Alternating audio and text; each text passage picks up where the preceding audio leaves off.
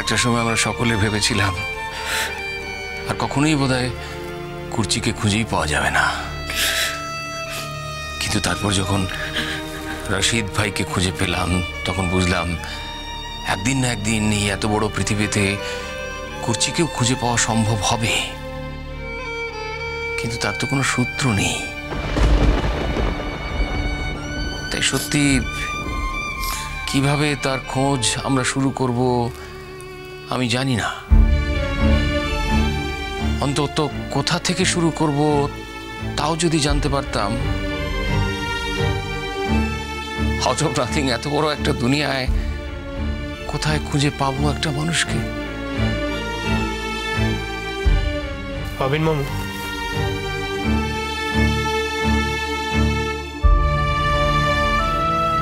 গুরুজি কিন্তু শিওর যে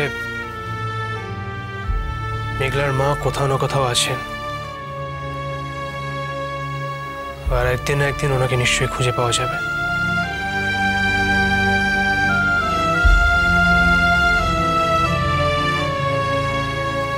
উনি এ ব্যাপারেও নিশ্চিত যে উনি মেঘলার বাবা। এতদিন আমরা ব্যাপারটা অনুমান করছিলাম ঠিকই, কিন্তু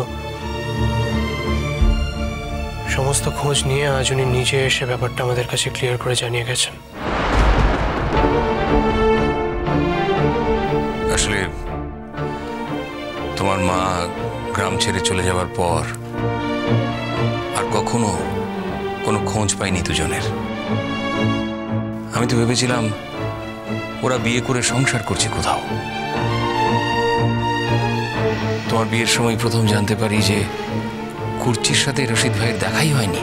আসলে কি বলতো অভিমান,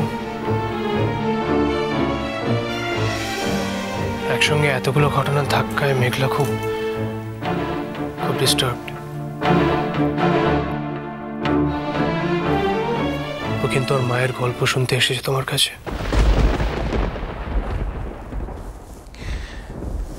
আরে এই কথাটা কি ভেবে দেখেছিস মা?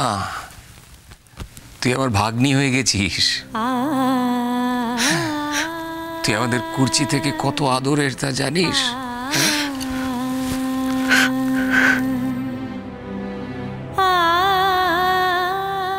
অবিন মামু আমাদের মামার মতো মেঘলা, আর তোমার তো নিজের মামা। মানুষ কি জীবনে শুধু হারায়? একদিক দিয়ে যেমন হারায় অন্য দিক দিয়ে পায়ও।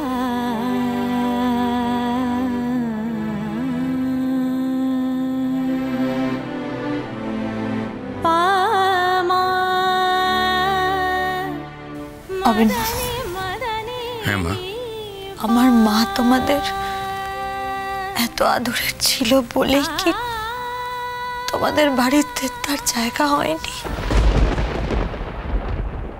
তাকে মাঝরাতে বাড়ি ছেড়ে চলে যেতে হয়েছিল?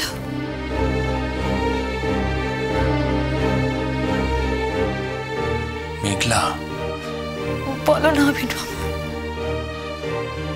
আমার মাকে এত দুর্ভোগ কেন পোহাতে হয়েছিল? কেন আমার মাকে এত কষ্ট পেতে হয়েছিল অভিনব? মেঘলা, তুমি তো এখন বড় হয়েছ, সবই বুঝবে। সেই আমলে দুটো অন্য ধর্মের মানুষের বিয়ে মেনে নেওয়াটা খুবই কঠিন ছিল। তার উপরে আমাদের গাঁ আর পরিবারও ভীষণ রক্ষণশীল ছিল। কুর্চি বংশের একমাত্র মেয়ে, সেই জন্য ওর ওপরে এক্সপেকটেশনও খুব বেশি ছিল। সবটা মিলে ওদের এই সম্পর্কটা কেউ মেনে নেয়নি। কিন্তু আমি জানি ওরা নিজেরা মাজারে বিয়ে করেছিল, কিন্তু তার মারাত্মক ফল ভুগতে হয়েছিল রশিদ ভাইকে। তাকে শারীরিক নিগ্রহ করে গ্রাম থেকে তাড়িয়ে দেওয়া হয়েছিল। তখন কুর্চিকেও ঘরে বন্দি করে রাখা হতো, তারও বিয়ের সম্বন্ধ দেখা হচ্ছিল। তখনই কুর্চি বুঝতে পারে তুমি তার শরীরে এসে গেছো। আর তারপরেই একদিন রাত্রে সে বাড়ি থেকে পালিয়ে যায়। তারপরে বহু খোঁজ করেও তার আর কোনো খোঁজ পাওয়া যায়নি। গুরুজিকে বাবা বলে না হোক, কিন্তু গুরুজি বলে তো জেনেছি, তার সাহচর্য পেয়েছি, তার কাছে তালিম নিয়েছি। কিন্তু আমার মার তো একটা ছবি অবধি নেই আমার কাছে। এত বছর পর তুমি তোমার বাবা মার আসল পরিচয় জানতে পেরেছো মেঘলা।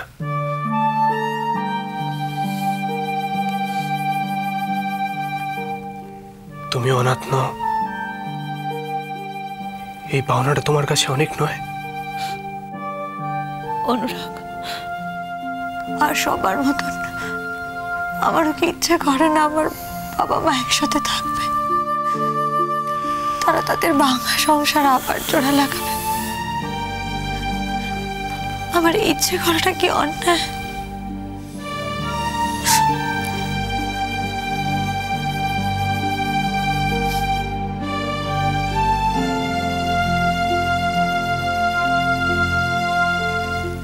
অবিন বাবু, আমি আমার মাকে দেখতে চাই। অবিন বাবু, তুমি বলো আমার ইচ্ছে করাটা কি অন্যায়? ও কি কথা মেঘলা, এমন ইচ্ছিত হবার কথা? এই ইচ্ছে অন্যায় হবে কেন? শুনেছি তোমার মাও নাকি খুব ভালো গান গাইতেন মেঘলা। যদি উনি এখনো গান গেয়ে থাকেন তাহলে হয়তো এই গানের ভুবনই কোথাও না কোথাও তোমাদের আবার দেখা হবে। এই গানই হয়তো তোমাদের তিনজনকে একসঙ্গে বাঁধবে মেঘলা।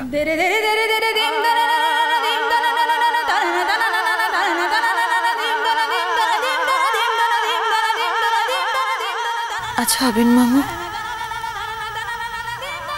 আমার মা কিরকম গান গাইতো?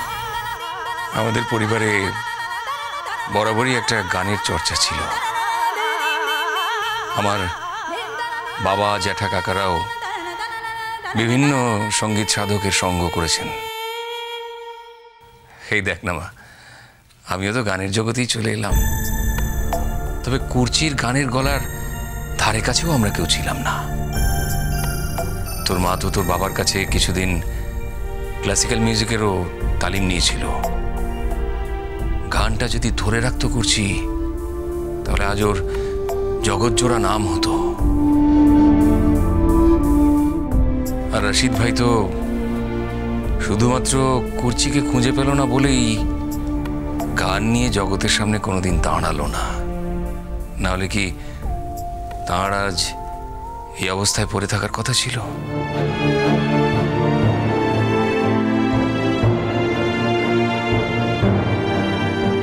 একটা লেগেসি আছে অবিন মামু, সেই লেগেসিটা আছে বলেই তো মেঘলা এত ভালো গান গায়।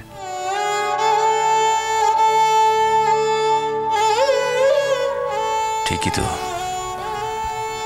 উত্তরাধিকার সূত্রেও সঙ্গীত পেয়েছে। এই সঙ্গীত যেন তুই কোনোদিন কোনো কারণেই ছাড়িস না মা। আমি বলছি, ভগবান যখন এতটা দয়া করেছেন, তখন বাকিটুকুও করবেন। তুই তোর মাকে ফিরে পাবি মেঘলা। সঙ্গীত সঙ্গীতকে চিনে নেয়। তোর গানই হয়তো একদিন তোকে তোর মার কাছে ফিরিয়ে দেবে।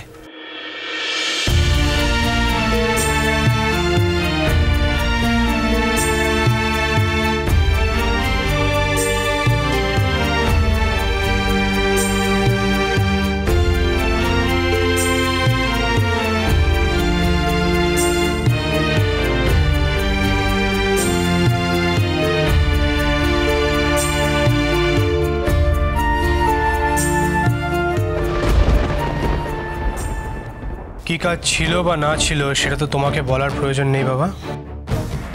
কাজ ছিল জানিয়েছি, সেটাই যথেষ্ট। না, যথেষ্ট নয়। যে কথা বাড়ির লোকের সঙ্গে শেয়ার করতে পারো না, সেটা শেয়ার করতে চলে গিয়েছিল অবিনের কাছে। আমি বেঁচে থাকতেই বাবার জায়গায় বসিয়ে দিয়েছো নাকি অবিনকে?